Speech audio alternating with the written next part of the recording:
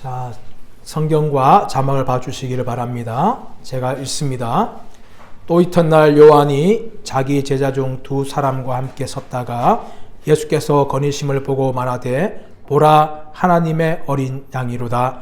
두 제자가 그의 말을 듣고 예수를 따르거늘 예수께서 돌이켜 그 따르는 것을 보시고 물어 이르시되 무엇을 구하느냐 이르되 랍비여 어디 계시오니까 하니 랍비는 번역하면 선생이라. 예수께서 이르시되 와서 보라. 그러므로 그들이 가서 계신 데를 보고 그날 함께 거하니 때가 10시쯤 되었더라. 요한의 말을 듣고 예수를 따르는 두 사람 중에 하나는 시몬 베드로의 형제 안드레라. 그가 먼저 자기의 형제 시몬을 찾아 말하되 우리가 메시아를 만났다 하고 메시아는 번역하면 그리스도라. 데리고 예수께로 오니 예수께서 보시고 이르시되 내가 요한의 아들 시몬이니 장차 게바라 하리라 하시니라. 게바는 번역하면 베드로라. 아멘. 자, 오늘 말씀의 제목을 따라하겠습니다. 만남. 다시 한번 할까요? 만남. 우리 인생에서 중요한 것은 참 많습니다. 그 중에 한 가지가 사랑과의 만남입니다. 우리는 태어나면서 만남의 연속을 살아갑니다. 태어날 때는 부모님과의 만남이 있습니다. 또 자라다 보면 친구들과의 만남이 있고 또한 선생님과의 만남이 있습니다. 이런 만남은 정말로 중요합니다. 좋은 사람과 만날 때 우리의 인생은 풍성하게 되어지고 또 그렇지 않은 사람과 만날 때에 우리의 인생은 불행하게 될 수도 있습니다. 만남이라는 것은 어쩌면 우리의 인생을 좌우하는 아주 중요한 우리의 인생의 사건입니다. 제가 신학대학원 들어갔을 때에 하나의 욕심이면 욕심이고 희망사항이 있었어요. 그것이 무엇인가 하면 참 설교를 잘하는 목사가 되고 싶다. 하나님 말씀을 바르게 증거하는 성경에 근거해서 증거하는 목사가 되고 싶다. 이런 거룩한 욕심이 있었어요. 그런데 제가 일반대학 출신이다 보니까 이 설교를 어떻게 해야 될지를 전혀 알지를 못하는 거예요. 신학교 출신이면 좀 신학교 과정에서 배울 수도 있지만 일반대학을 졸업하고 신학대학을 갔기 때문에 설교를 어떻게 해야 될지를 참 알지를 못했어요. 많은 노력하였습니다. 설교 이론책을 여러 권 보았습니다. 또한 목사님들의 설교집을 보았어요. 또 훌륭한 목사님들의 설교를 따라 해보기도 하였습니다. 이런저런 많은 노력을 하고 고민하였지만 설교가 잘 늘지 않았어요. 그런데 어느 날 로이드 존스 목사님이라는 분에 대해서 제가 알게 되었어요. 그분은 영국의 유명한 설교자입니다. 물론 지금 안 계시지만 이 땅에 많은 설교자들이 많지만은 그 중에 저는 로이드 존스 목사님을 제 신학대학원에서 만났던 게 참 복이었습니다. 물론 그분을 직접 만난 것이 아니라 그분은 이미 오래전에 돌아가셨기 때문에 책으로 만났어요. 책을 통해서 그분의 전기를 읽고 그분이 썼던 여러 가지 설교집을 읽으면서 설교는 이런 것이구나. 성경적인 설교는 이렇게 해야 되는구나 하는 눈을 뜨게 되었습니다. 만약에 제가 신학대원에서 책을 통하여 로이드 존스 목사님을 만나지 못하였다면 오늘날 저는 있을 수가 없었습니다. 그분을 통하여서 하나님 말씀 어떻게 증거해야 되는지, 무엇이 성경에 근거한 설교인지, 무엇이 진리를 바르게 설교한 것인지 그분을 통해서 저는 알게 되었습니다. 어쩌면 저의 인생 목회 방향을 전부 바꾼 분은 그분이라고 할 수도 있을 만큼 그분의 만남은 저의 인생에 너무나 복된 만남이었습니다. 이처럼 만남이라는 것은 너무나 중요합니다. 우리 인생을 살아가면서 누구를 만나느냐 하는 것은 우리의 인생을 좌우할 수 있는 것입니다. 사랑과의 만남은 우리의 인생을 이렇게 풍요하게 하고 우리 인생의 방향도 바꿀 수가 있습니다. 그러나 예수 그리스도와의 만남은 우리의 인생뿐만 아니라 우리의 영혼까지도 좌우하는 문제입니다. 우리 땅 삶을 살아가면서 많은 사람을 만나야 되지만 무엇보다 예수 그리스도를 만나야 됩니다. 예수님을 만날 때에 우리의 인생 문제뿐만 아니라 우리의 영혼의 문제까지도 완전하게 바꿀 수가 있는 것입니다. 그런 측면에 보았을 때에 저와 여러분은 얼마나 복된 사람인지 모릅니다. 우리는 예수님의 만남을 통하여서 세상이 줄 수 없는 복을 누린 사람이에요. 세상이 줄 수 없는 꿈을 가진 사람들입니다. 그런 측면에서 우리는 너무나 복된 사람들입니다. 저는 많은 사람들이 이 예수님을 만나기 원합니다.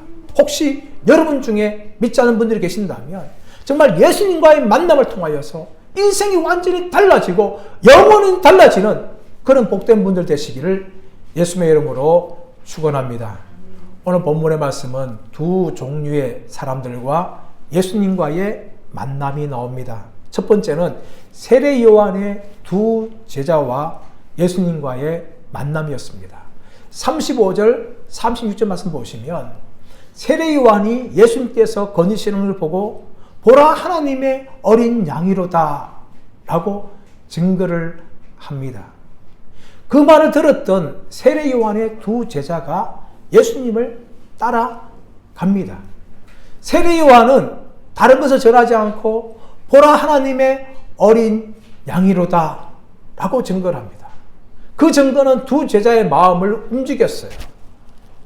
그래서 예수님을 따라가게 되었습니다. 이것을 보게 되어지면 오늘날 교회가 무엇을 전해야 되는지를 우리는 분명히 알 수가 있습니다. 두 제자는 세례 요한의 보라 하나님의 어린 양이로다 이 말을 듣고 따라갔을 때에 예수님께서 그 두 제자에게 하는 말이 있습니다. 그것은 무엇인가 하면 너희는 무엇을 구하느냐? 너희는 무엇을 구하느냐? 여러분 이 질문은 어쩌면 예수님을 따르는 두 제자에게 부담감이 되는 질문입니다. 그들은 세례 요한의 제자였어요. 아직 예수님은 제자들이 없었습니다. 그렇다면 세례 요한의 두 제자가 자신을 따라온다면 예수님이 환영해야 되지 않습니까? 기뻐야 됩니다. 어서 오너라! 빨리 나를 따라오너라!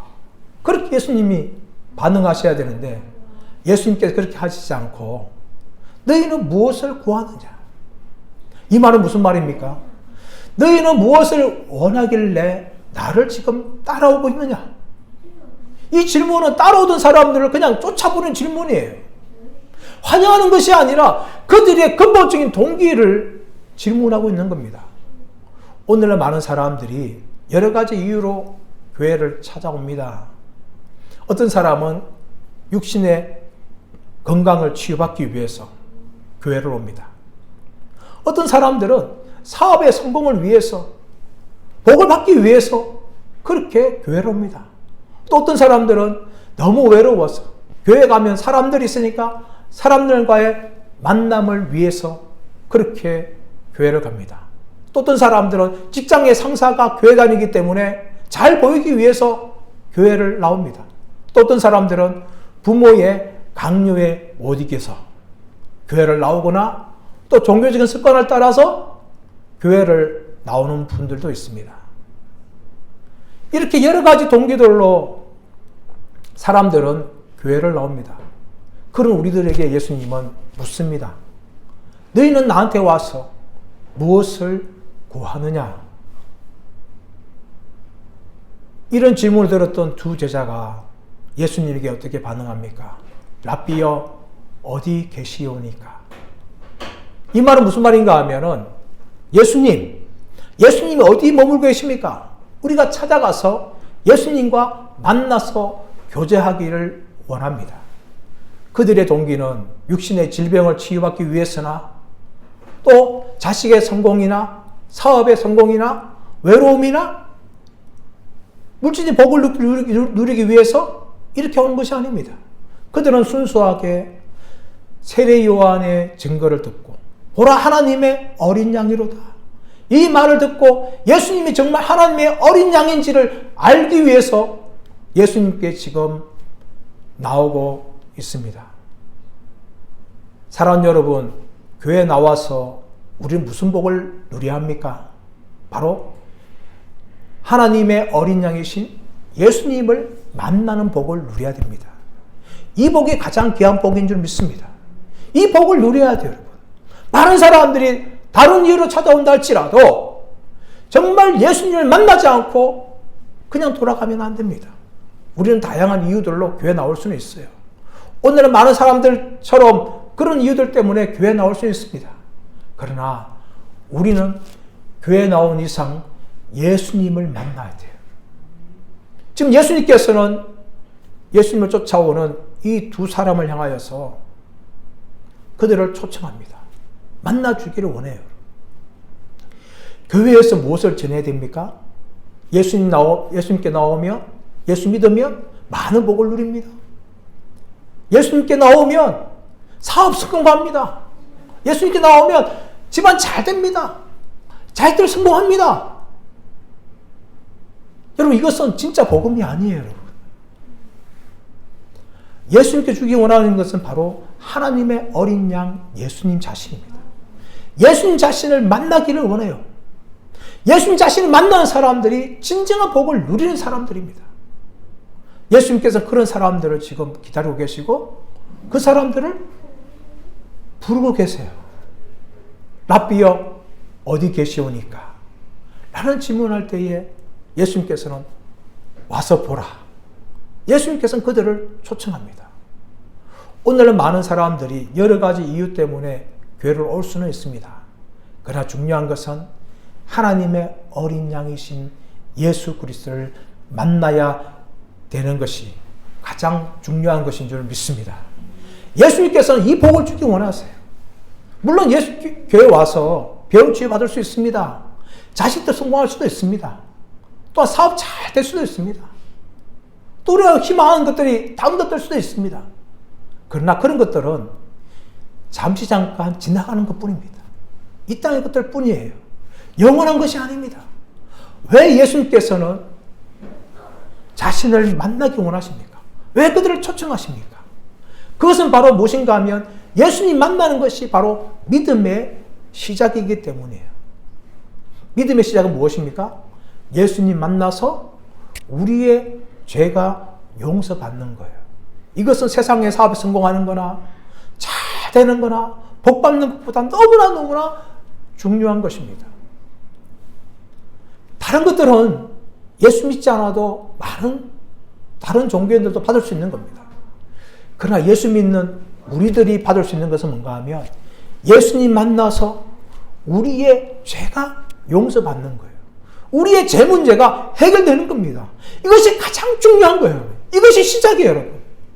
이 죄 용서받지 않으면 우리는 영원한 지옥 심판에 들어가야 됩니다. 아무리 교회를 오래 나와도 많은 직분을 가져도 예수 믿지 않으면 영원한 지옥에 불못 던져져야 되는 거예요. 그러나 하나님의 어린 양이신 예수님을 만나는 사람들은 하나님의 자녀가 되고 죄 문제가 해결받습니다. 구원의 백성이 되는 거예요. 이것이 바로 믿음의 시작이에요. 그런데 오늘 예수님께서는 어떻게 하십니까? 그들을 와서 초청했어요. 그 다음에 그들과 함께 거하니 때가 10시쯤 되었더라 라고 말합니다. 10시라는 것은 오후 4시를 말해요. 두 제자가 언제 예수님께 나왔는지는 정확하게 알지를 못합니다. 그러나 그들은 예수님과 오래 머물렀어요. 예수님과 함께 오래 머물고 예수님이 세례 요한이 증거했던 것처럼 세상 죄를 지고 가는 하나님의 어린 양이라는 것을 알게 되어집니다. 믿음 생활의 본론이 무엇입니까? 믿음 생활의 본론은 바로 예수님을 만나고 그 예수님과 함께 동행하며 그 예수님을 평생 알아가는 거예요. 우리의 믿음의 여정은요, 그 과정입니다. 단지 예수 믿고 구원받아서 된 것이 아니라 우리는 더 나가야 돼요. 믿음의 시작을 거치는 것이 아니라 예수님과 함께 거해야 됩니다. 예수님과 함께 거하면서 예수님을 더욱더 알아가야 돼요. 성경을 통해서 예수님이 누군지를 알아가야 합니다. 그뿐만 아니라 우리는 삶에서도 예수님을 체험해야 돼요. 예수님은 지금도 살아계십니다. 또한 예수님은 우리와 동행하기를 원하세요. 이것이 바로 예수 믿는 사람들이 누리는 복입니다. 근데 많은 분들은요, 자신의 죄 문제 해결받아요. 이 땅에서 혼자만 살아갑니다. 그것은 믿음의 풍요로움을 누리는 것이 아닙니다. 예수를 믿어서 우리의 모든 죄가 용서받고 하나님의 백성이 되어지고 천국에 들어가는 것만 만족해서는 안 됩니다.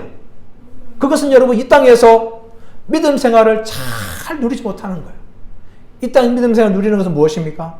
예수 믿고 구원받아서 예배만 드리는 것이 아니라 우리의 삶 전체를 예수님을 알아가고 예수님을 체험하고 예수님과 동행하는 삶을 살아가는 겁니다. 예수님께서는 두 제자를 초청했어요. 초청한 다음에 금방 보는 것이 아니라 그들과 함께 거하면서 오후 4시까지 오랫동안 그들과 교제합니다. 우리의 인생은 어떤 인생입니까? 예수 믿고 난 후에 우리의 인생은 예수님과 함께 살아가는 믿음의 여행입니다. 혼자 가는 게 아니에요, 여러분. 예수님과 함께 가는 거예요.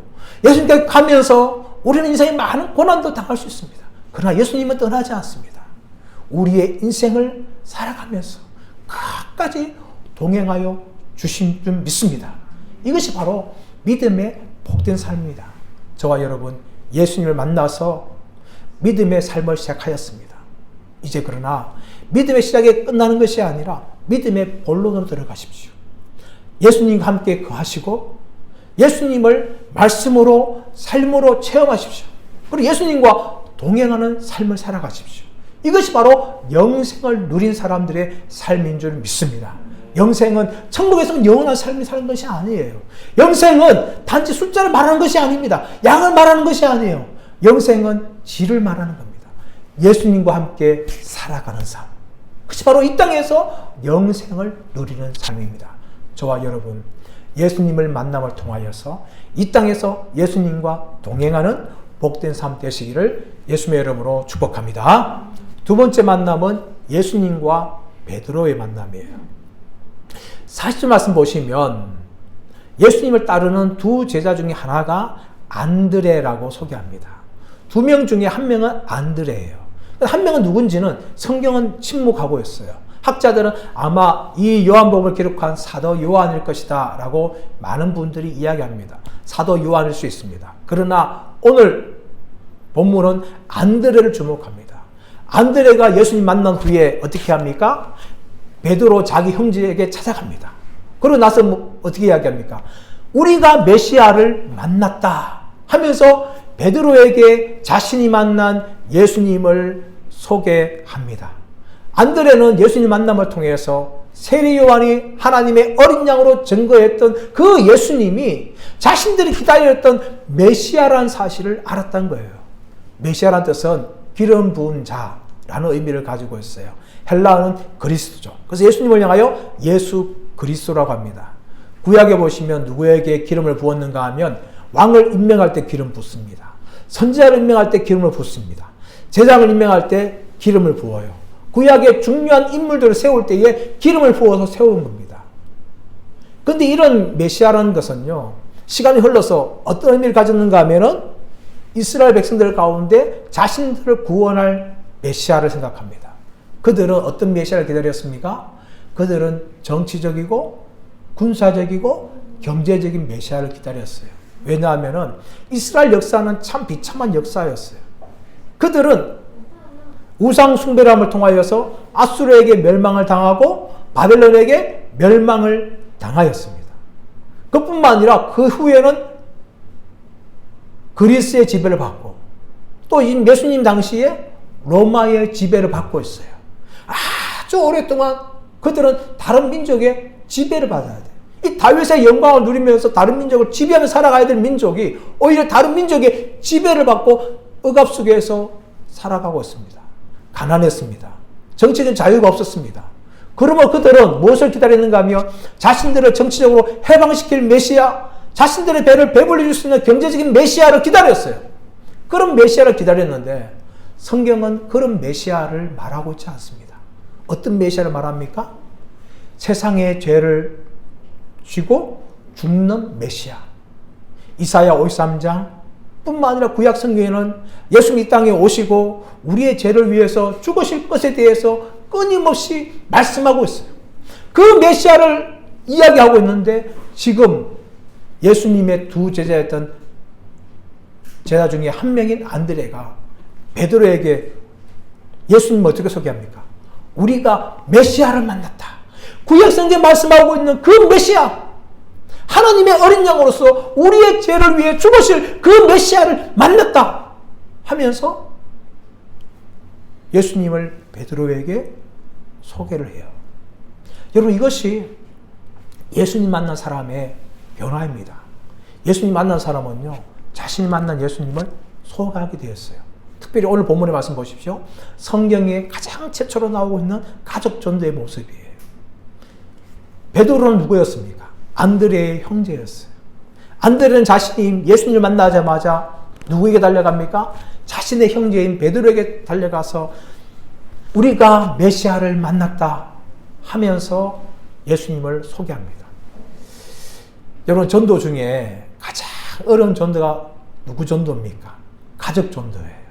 가족 전도가 정말 어려워요. 목사님, 저도 가족 전도가 제일 어렵습니다. 왜 어려울까요, 여러분? 가족 전도는 가족들 우리를 너무나 잘 알기 때문에 우리가 예수 믿기 전에 어떤 인간이었는지, 또 예수 믿고 난 후에 어떻게 변화되었는지, 우리의 성격이나 우리의 행동이나 우리의 삶을 다 알고 있어요. 그래서 우리는 가족 전도하기 참 어려워요. 우리도 똑같은 연약이기 때문에 때로는 죄를 짓고 때로는 사람을 실망시키고 또 사람들에게 상처를 주고, 그렇기 때문에 가족들의 복음을 전해서 그들을 믿게 하는 것이 정말 어려워요. 가족 전도는 정말 어려운 겁니다. 그런데 여러분, 안드레가 지금 어떻게 합니까? 예수님을 만나자마자 다른 사람이 아니라 자신의 형제인 베드로에게 달려가서 예수님을 소개하고 42절 말씀 보니까 예수님께 데리고 온 거예요. 예수님께 초청한 거예요. 여러분, 이것이 전도예요. 여러분, 전도는 무엇입니까? 전도는 예수님을 정확하게 전하는 겁니다. 그리고 그를 예수님께 초청하는데 최선을 다하는 게 전도예요. 때로는 그를 위해서 기도합니다. 하나님, 나의 아들이, 나의 딸이, 나의 부모님이 구원받게 해 주옵소서. 그렇게 기도합니다. 또 간증책이나 또 기독교 책들을 선물로 합니다. 또 찬양 테이프를 선물을 합니다. 또 믿는 유명한 사람에게 또 소개를 합니다. 또 교회 전도 축제 때 초청도 합니다. 이런저런 노력들을 많이 합니다. 근데 여러분, 자세히 보시면 오늘 안드레가 예수님께 초청했다는 것이지 교회로 데리고 나왔다라고 말한 것이 아니에요. 우리는 전도라 생각하면 교회에 등록시키는 것까지 전도라 생각해요. 그 전도 아닙니다, 여러분. 전도는 무엇입니까? 예수님이 누군지를 전하고 그를 예수님께 초청하는 게 전도예요. 교회에 데리고 나온 게 전도가 아니라 예수님께 초청하는 거예요. 예수님을 믿도록 그에게 예수님을 소개하고 전하는 것이 전도입니다. 그러므로 우리는 전도할 때 우리는 부담감을 내려놔야 돼요. 교회까지 데리고 와야 된다? 아니에요, 여러분. 전도는 예수님이 누군지를 전하는 거예요. 예수님을 만났을 때 그에게 최선을 다하는 겁니다. 그것이 전도예요, 여러분. 이런 전도 방법 중에 가장 효과적인 게 무엇인가 하면 개인 간증입니다. 개인 간증. 이것은 무엇인가 하면 내가 예수님을 만나기 전에 이런 사람이었는데 예수님을 만났을 때 이런 느낌이 있었고 변화가 있었고 그 후로 이런 나는 믿음의 삶을 살아가고 있다. 예수님이 나의 주인 되고 나의 구원자 된 삶을 살아가고 있다 하면서 예수님에 대해서 또 예수님 만난 나의 변화에 대해서 소개하는 것이 개인 간증이에요. 지금 안드레를 보십시오. 우리가 메시아를 만났다. 우리가 지금 기다리고 있던 메시아를 내가 만났으니까 당신도 만나보세요 하면서 예수님을 지금 베드로에게 전하고 있는 겁니다. 이것이 전도입니다. 여러분, 그러고 나서 베드로를 예수님께 데려오니까 예수님이 베드로를 보셨습니다. 그래서 42절 말씀에 무엇이 말합니까? 너는 이름이 시몬인데, 예수님이 베드로의 이름을 알았어요. 너는 시몬인데 내가 너를 장차 게바로 만들 것이다. 너는 시몬이지만 너는 게바라 하리라. 이렇게 이름을 바꾸어 줍니다. 여러분, 이름을 바꾼다는 것은 바꾸는 사람의 권위가 있는 거예요. 자식을 낳을 때 어떻게 합니까? 부모님이라든지 할아버지, 할머니, 어른들이 태어나는 아기의 이름을 정해줍니다. 왜 그렇습니까? 혈육으로서 권위가 있기 때문에 그렇게 권위를 가지고 이름을 바꿔주는 거죠. 구약 말씀 가보시면 바로 느고라는 왕이 요시아를 전쟁 때 죽이고 난 다음에 유다로 쳐들어갑니다. 그러고 나서 요시아 이후로 엘리야김을 왕으로 세우는데 그 왕의 이름을 여호야김으로 바꿉니다. 왜냐하면 내 말을 잘 들어라. 내가 너를 세웠다 하면서 새로운 이름을 주는 것이죠. 바벨론 왕 느부갓네살도 마찬가지였습니다. 여호야긴 왕을 폐위시키고 그의 숙부인 mat단이아를 왕으로 세우면서 그의 이름을 시드기야로 바꾸어 줍니다. 이것은 무엇을 말합니까? 내가 너를 왕으로 세웠으니까 내 말을 잘 들어라.